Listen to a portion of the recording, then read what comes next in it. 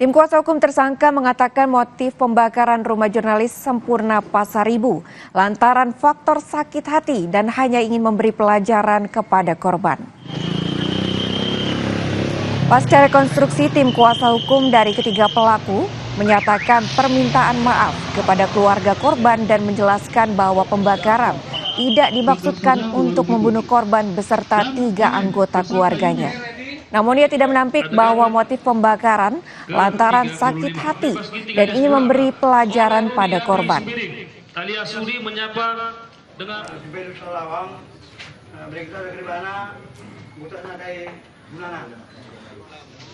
Niat klien kami sih sebetulnya bukan untuk membunuh. Tidak ada niat klien kami sedikit pun untuk melakukan pembunuhan.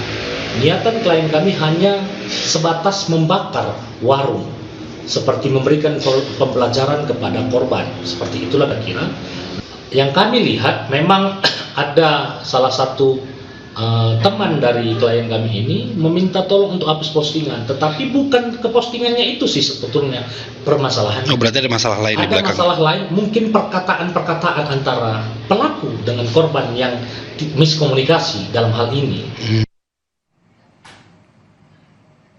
Informasi tadi menutup perjumpaan di Kompas pagi hari ini, Minggu 21 Juli 2024. Terus update informasi Anda hanya di Kompas TV, independen terpercaya. Akhir kata, saya Nanda Aprilia. Dan saya Claudia Carla, pamit undur diri. Sampai jumpa.